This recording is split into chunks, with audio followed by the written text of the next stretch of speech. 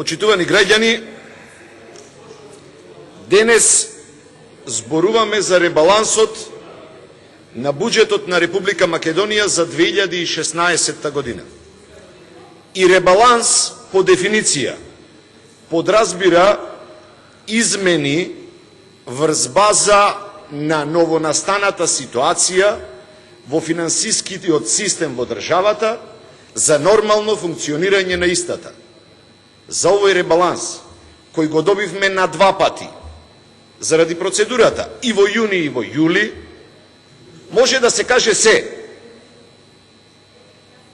Само тоа не. Ова е ребаланс за покривање на аналфабетската и грамзива финансиска политика на оваа власт и обид за уште една огромна корупција на гласачите во Република Македонија. Зошто е тоа така? Министре, се најдувате во специфична ситуација.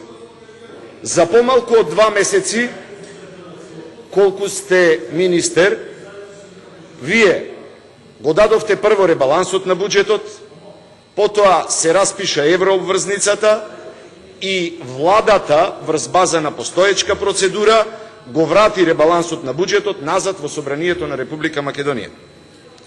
Во консолидираниот буџет, во оној документ кој сите ние го имаме добиено, на страна број 9,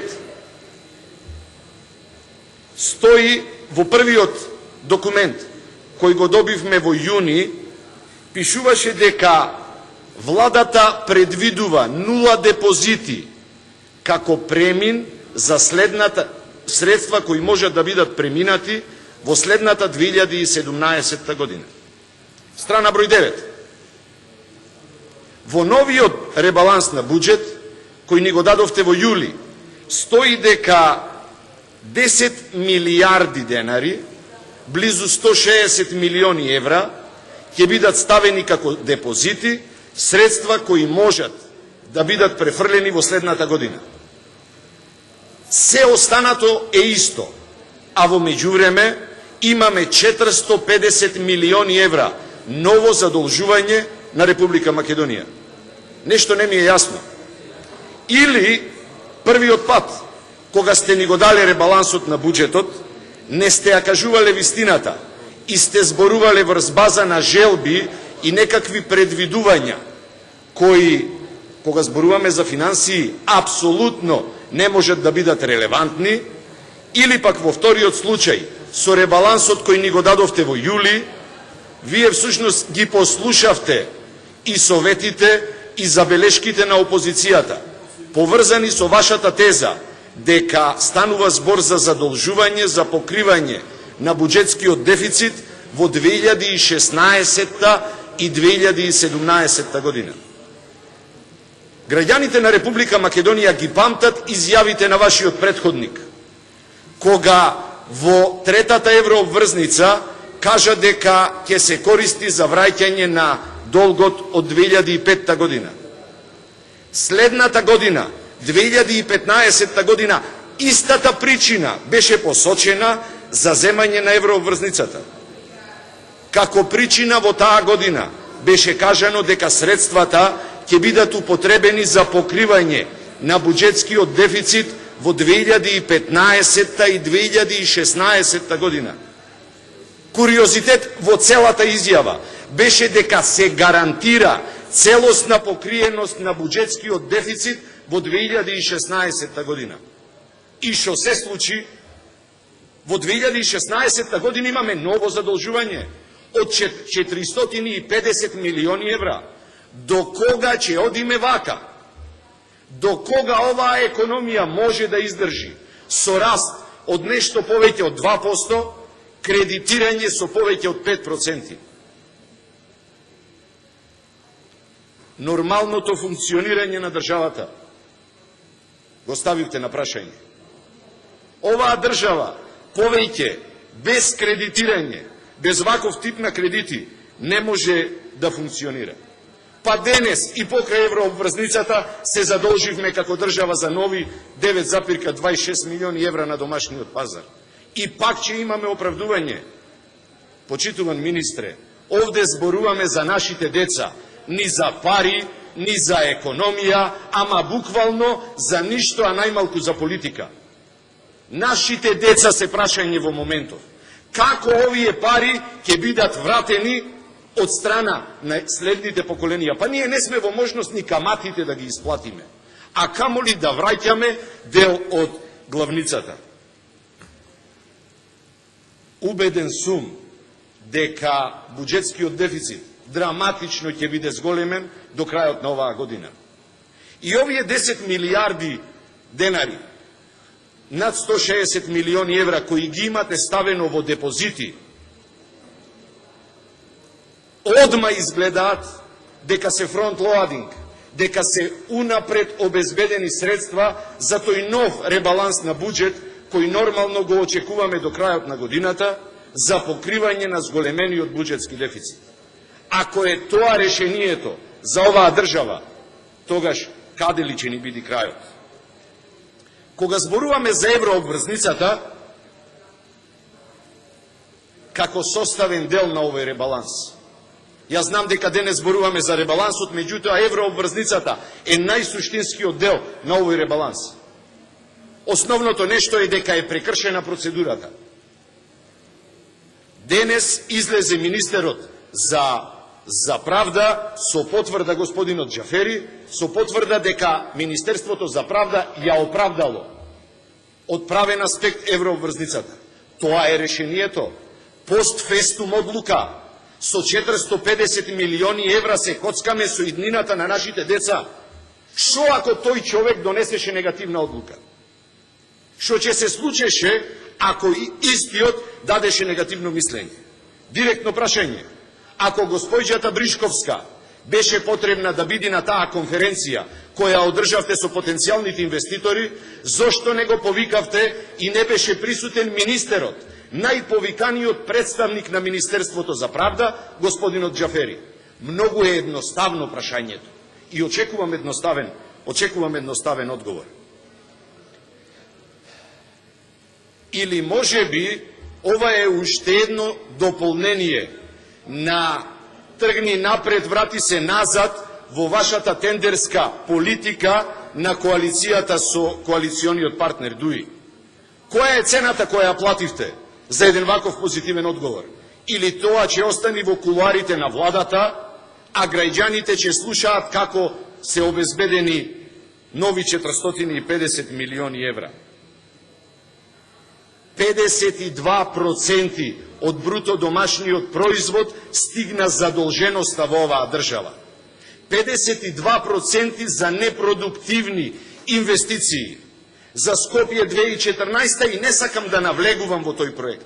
Дегутантно ми е да го повторувам и да зборувам за него заради тоа што сите граѓани на Република Македонија знаат дека станува збор за неоправдан проект. Ама ајде да зборуваме за ефектите од тој проект. Близу милијарда евра се потрошија за непродуктивни цели. Кои се ефектите од него? Неколку години тој проект веќе е во функција или добар дел од објектите на тој проект. Станува збор за власт која од сламката, од влакното прави руно, ако нешто и одговара. Ако имаше барем минимум позитивен ефект за македонската економија, овој проект, досега сите ние ќе се изнаслушавме разноразни балалајки, колку бил тој добар, колку бил оправдан, колку бил во функција и во интерес на граѓаните на Република Македонија. Никој досега ништо нема спомнато. Нормално нема спомнато зашто нешто нема ефект. Негативен е ефектот од сите тие инвестиции, само за да се задоволи суетата генерално на еден човек кој од детството замислил дека треба да гради нешта со лего коцки. Почитуван министре, на новинарско прашање не одговоривте дали во буџетот има пари за субвенции. И очигледно е дека нема пари за субвенции без еврообврзницата, зашто субвенциите на земјоделците не им се исплатени. А знаете која е ситуацијата на терен? Земјоделците се на колена. уште не исплатени, субвенциите се изедени и потрошени. Луѓето од вај чекаат да ги добијат, за да ги подмират трошоците кои претходно ги направиле, очекувајќи дека истите треба да стигнат до 15 јуни, ако не грешам кога е законскиот рок. Зедовме евроврзница и сите ќе бидеме среќни. Земјоделците ќе ги добијат своите субвенции. Годишна обврска, едногодишен долг на Република Македонија спрема земјоделците ќе биде исплатен после земањето на евроврзница, која сите ние ќе ја враќаме 7 години. А в година субвенциите, затоа не треба да и се верува на оваа финансиска политика, затоа не треба да и се верува на оваа власт.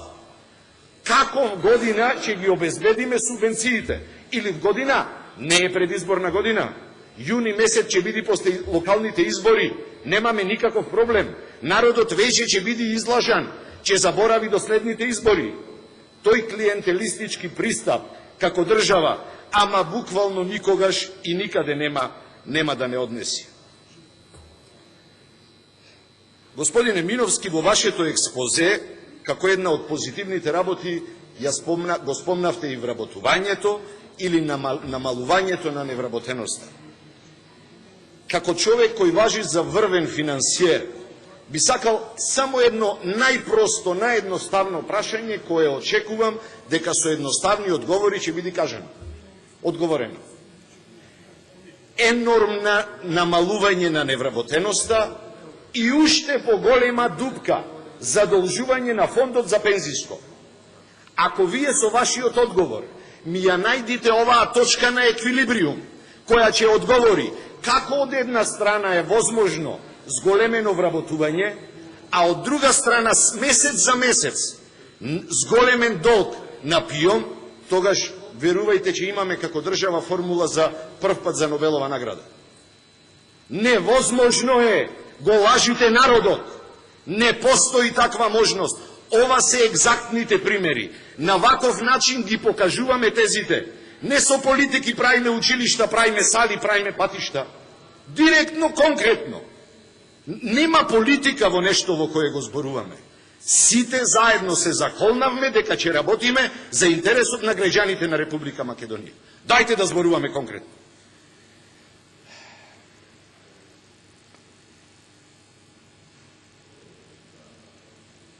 Министре Миновски,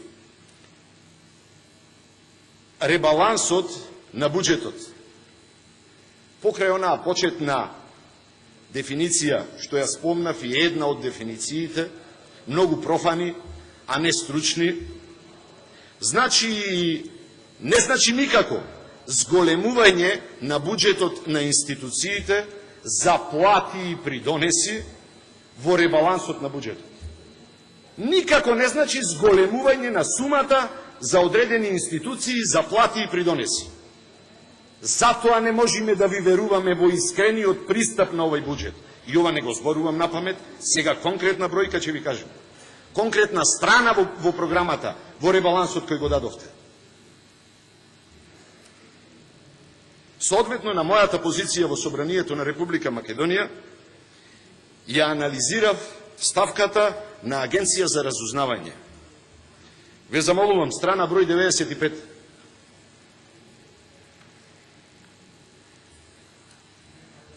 Агенцијата за разузнавање има зголемен буџет за 26 милиони денари.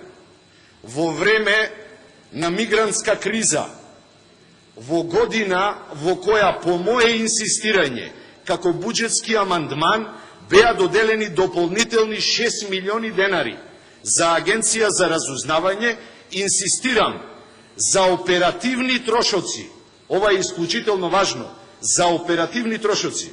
Ние имаме зголемување на буџетот на Агенција за разузнавање за нови 26 милиони денари, нешто повеќе од 400.000 евра. И тоа е одлично. Нам ни треба да изградиме квалитетен, сигурен, безбедносен систем. Сега дајте да прошуркаме малку, да видиме внатре зошто се тие пари. Тие пари, почитуван министре, сите до денар се заплати и придонеси. Агенцијата, според вашиот извештај, Агенцијата за разузнавање е составена од два дела. Значи не кажувам ништо, никаков таен податок. Администрација и разузнавање. И средствата од 26 милиони денари приближно се поделени подеднакво. 14 милиони за разузнавање, 12 милиони за администрација. Нето плата плюс придонеси. Знаете кај е замката? Нечестниот пристап во она што сакате да ни го представите нам, како напратеници и на целата македонска јавност. Платите за администрација се зголемени за 45%, сумата, средствата за администрација се зголемени за 45%, а средствата за разузнавање за 14%. Агенција за разузнавање суштински потреби има во делот на разузнавање и оперативни трошоци и нови вработувања, да бидиме начисто, квалитетни експерти кои ќе се грижат за националната безбедност во оваа држава. И то пазете го парадоксот. Во понеделник министерот за внатрешни работи објавува процес на реформи на безбедносниот систем, а вие во среда го носите документот во кој предвидувате нови вработувања. Ќе стигнам и до бројката. Однапред знаете кој ќе биде резултатот на процесот на реформи на безбедносниот систем. Луѓе, не играјте се со оган. Држава сме која треба да поведи сметка за луѓето кои работат во безбедносниот систем. На тие луѓе им треба зголемување на платите. На тие луѓе им треба подобрување на условите за работа. 8 милиони денари е зголемувањето на буџетот во делот за администрација, тие 45% зголемување. 8 милиони денари за следните 5 месеци до крајот на годината, почитуван министре, се 1.600.000 денари месечно. Ако земиме дека 30.000 денари е платата на вработен прв пат, зборувам за нето платата, во 1.600.000 денари се 55 вработувања. 55 вработувања во администрација. И вие ќе ми кажете дека тоа е оправдано, а во исто време смешни никакви вработувања во делот на разузнавање. Ве замолувам, пристапете сериозно. Ова е само еден од примерите зошто овој буџет е популистички, е предизборен и е буџет со кој се цели оној кој не заслужува со уценување на граѓаните да остани на власт и пак да стекни победа на избори. 55 вработувања по толку добро познатата методологија на ВМРО ДПМН е список од 20 сигурни гласачи се 1100, ако не грешам. 1100 нови сигурни гласачи. Тоа ви треба. За тоа го правиме ребалансот, кој требаше да биде развоен, кој требаше да биде консолидирачки, свесени за кризата и за ситуацијата во која се наоѓа Република Македонија. Почитувани граѓани, сето ова кое го спомнав во изминативе 20 на минути се смешни, минорни, најмалкуте аргументи кои можеа да се спомнат за неоправданоста на овој буџет, ама аргументи, министре. Не спомнав никогаш политика во овие 20 минути. Не спомнав чувства и не спомнав печатоци. Зборував со аргументи и зборував со бројки. Баш затоа треба да помислите дали овој буџет треба да помини, а знаејќи ја ситуацијата, опозицијата не е, еден од моите колеги спомна, за една секунда рече, очекувавме да помини буџет, ребалансот на буџетот. Ако е тоа решението, дајте ја секундата, одма да ви подпишиме. Не сум убеден дека сте сигурни, дека знаете што е она што треба да се изгласа. И да се случи победа, државава ја носите во пропаст, заради тоа што задолжувањето има крај. Има крај и решение мора да се најде. Свесен дека од првиот ден влеговте во оган Убеден сум дека ќе имате шансата следниот период да го покажете и вистинското знаење, ама и да покажете дека имаме капацитет да излеземе на површина. Благодарам.